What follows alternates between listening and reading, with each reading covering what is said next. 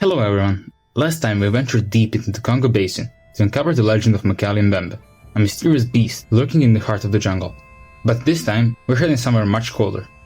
Imagine a creature that can change its shape, lure you in with an innocent facade, and then drag you to a watery grave. Sounds like something from our nightmare, right? Well, that's the Kelpie.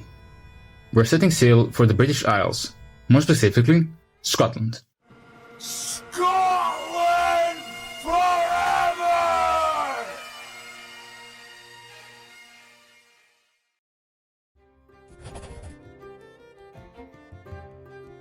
Lake monster traditions span across continents and cultures, painting a vivid picture of mysterious creatures that inhabit our waters and prey on the unwary. Many of these legends involve beings that lure and drown humans, often targeting children, in a cruel twist of nature's darker side. Historical scholars such as Olaus Magnus and Conrad Gessner played their part in the process. Their writings perpetuated the belief in seahorses. Museums and art collections only deepened these legends. Exhibits once showcased what was believed to be a seahorse skull, later revealed to be the remains of a walrus. The blend of misinterpretation and artistic flourish contributed to a robust folklore tradition that continues to capture the human imagination. Descriptions of lake monster frequently resemble horses. In the British Isles, Scandinavia, and Eastern Europe, legends of water horse monsters are common. Scottish tales describe two distinct species, the Ushka, which haunts the sea, and the Kelpie, found in lochs and rivers. Typically, a Kelpie is described as a large, black horse with a sleek, glossy coat that shimmers like wet ink. Folktales describe it as luring unsuspecting travelers, especially children, into a false sense of security. Appearing tame and inviting, the Kelpie entices victims to mount its back. However, once they do, the true nature reveals itself. The creature's hide becomes sticky and adhesive, making it impossible to dismount. With a sudden, violent motion, the Kelpie plunges into the water, dragging the unfortunate rider beneath the surface. One particularly chilling Scottish folktale tells of a Kelpie that lured 9 children onto its back. A 10th child, more cautious, reached out and touched the creature's nose, only to find his hand stuck. Realizing the danger too late, he managed to escape only by severing his own fingers, while the others were dragged beneath the water and never seen again. In contemporary times, the Kelpie has transcended its role as a creature of local myth to become an enduring symbol in art and literature. Its spectral presence has inspired modern tributes, the most notable being the Kelpies, a pair of monumental sculptures located near Folklore, Scotland. The Kelpie, with its shape-shifting abilities and malevolent allure, remains a potent symbol of mystery, a creature that continues to haunt the boundaries between myth and reality, past and present, inviting us to look beyond the surface and acknowledge the wild, untamable spirit of nature. I ventured into Scotland's mist-laden lochs, drawn by the legend of the Kelpie, a creature whispered of in hushed tones, a phantom that has haunted these waters for centuries. They speak of a black horse with an unnatural sheen, its eyes gleaming with an intelligence beyond the realm of ordinary beasts, lurking in the mist, watching, waiting. Beyond the last outposts of human habitation, I pressed on, where the land itself seemed to resist intrusion. The rolling hills dissolved into waterlogged earth, treacherous and slick beneath my boots. The lochs stretched out before me like black mirrors, their glassy surfaces betraying no secrets, untouched and undisturbed. There were no roads here, no houses, only the chilling wind threading through skeletal trees, the whisper of unseen currents beneath the water, and the silent, unseen spectators that lurked just beyond the veil of mist. As I observed my surroundings, I noticed that the water was too still, too quiet. The mist curled over the surface in thick tendrils, swallowing the moonlight. Every dip of my oar sent ripples outward, vanishing into the blackness. I drifted, waiting. Then, a ripple too large to be a fish. Something moved beneath the surface, slow and deliberate. My breath hitched. A trick of the light, a submerged log, but then it rose. A head broke the surface, elongated, powerful, dripping black water. Small gleaming eyes locked onto me. Its back shimmered, reflecting the moonlight. For a moment neither of us moved. Then it surged forward. The boat rocked violently, nearly tipping. As I instinctively grabbed sides, the smell of wet earth and brine filled my nose. My stomach turned as something brushed against my arm. Viscous. I jerked away, breath ragged. The creature lingered a moment longer. Then, as if losing interest, it sank beneath the surface, without a sound. The water stilled. The mist swallowed it whole. In the morning, I followed its trail along the shore. That's when I saw it hunt. At first, it stood on the shore, near the water's edge. It did not drink, it did not graze. It was motionless, waiting. Then a deer arrived. It stepped lightly over the wet stones, cautious but unaware. The horse did not steer. It only stood, silent, still. The deer hesitated, ears flicking, then took another step. Its back brushed against the creature's flank. It tried to recoil, but it was already too late. The fur clung to the thing's hide, trapped in the thick, gelatinous mucus coating its skin. The deer pulled harder, legs shaking, breath quickening. Its struggles turned frantic, muscles bunching, hooves scraping against the shore. But the more it fought, the tighter it got stuck. The horse did not react at first. It let the deer panic. The creature twisted, jaws gaping unnaturally wide. Then it moved. A sudden lurch forward, into the water. As soon as they were in the deeper waters, where the mucus immediately dissolved, the deer wrenched itself free. I realized that I hadn't been completely ensnared by the creature when it touched me, precisely because its mucus loses its adhesive proportions upon contact with water.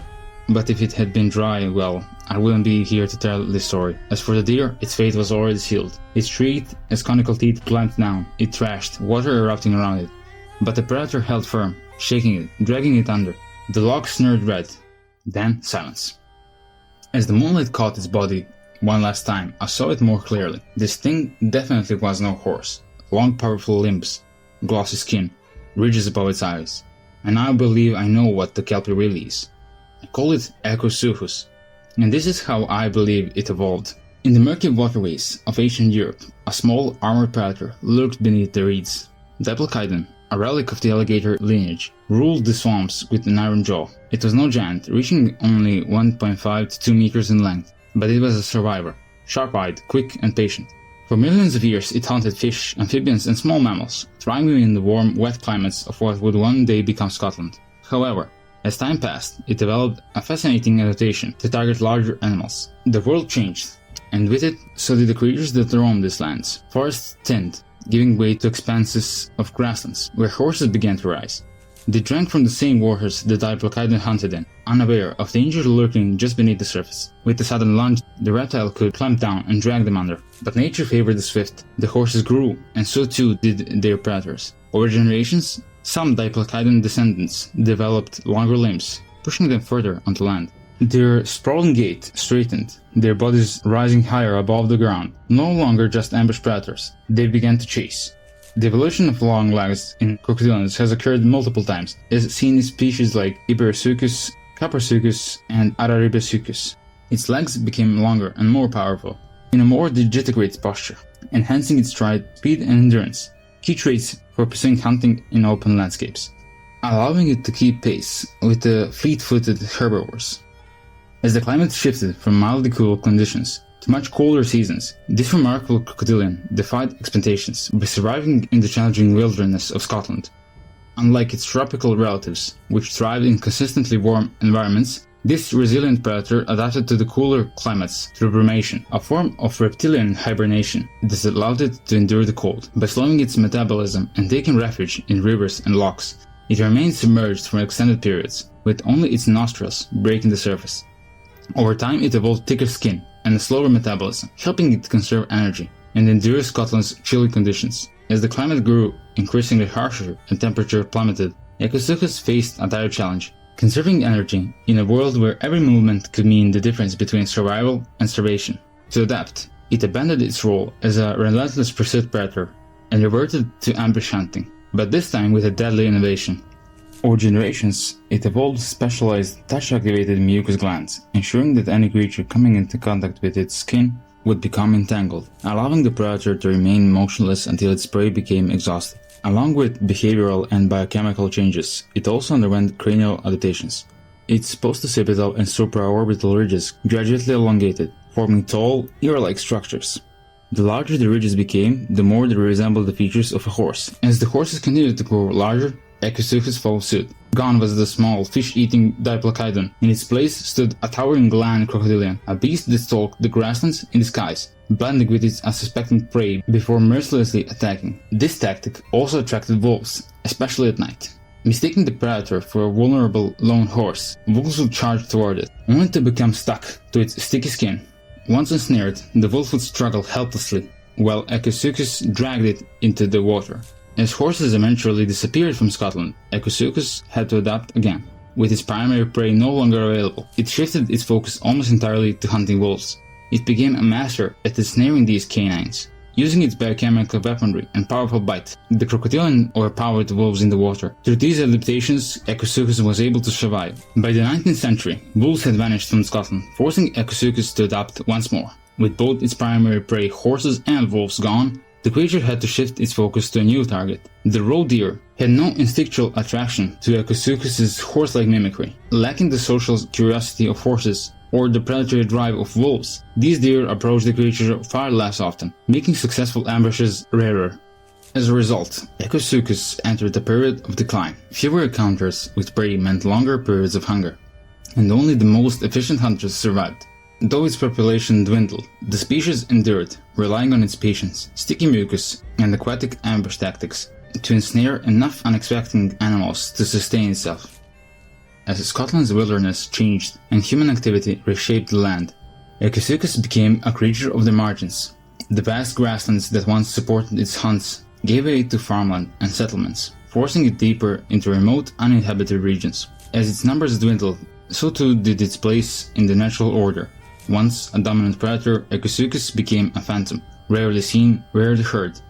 Travelers spoke of strange sightings along the water's edge. A long, black horse standing in the mist. Those who approached too closely sometimes vanished, their fates sealed beneath the loch's surface. The world has changed, but the old predator remains, watching from the depths. And for those who venture too near, who dismiss the warnings as mere folklore, the loch may yet reveal its oldest secret.